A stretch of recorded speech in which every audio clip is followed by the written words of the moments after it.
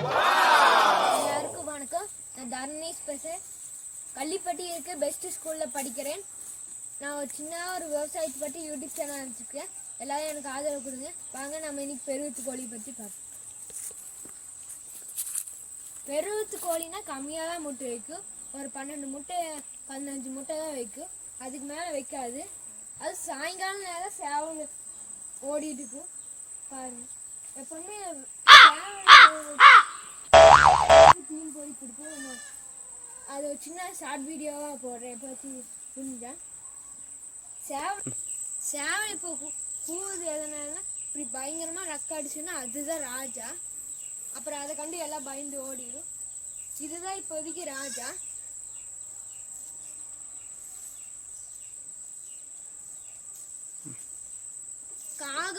காகம் சேவல் இருக்குது, அப்புறம் பூதி சேவல் இருக்குது, செங்கருப்பு சேவல் இருக்குது, அப்புறம் மயில் சேவல் இருக்குது.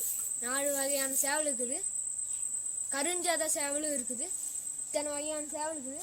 இது போண்டா கோழி ஒன்று. அப்புறமா இது ஒன்று மட்டும் போண்டா இருக்குது. ராஸ் ஆகுது இல்லை, அது மட்டும் குஞ்செல்லாம் நாங்கள் வந்து விற்றுடுவோம். ராஸ் ஆகு விட மாட்டோம். பெருவத்து குஞ்சுங்கெல்லாம் ஒவ்வொரு கோழியால் 12 முட்டை வச்சு 12 கோழி. கழுகு எது நல்லா துரத்துதோ அதுதான் நல்ல கோழி. காக்கா கழுகுக்கிட்டேன்னு எங்களுக்கு ஒரு கோழி ஒரு குஞ்சை தூக்கிட்டு போய் அது அடித்து காப்பாற்றிருச்சு.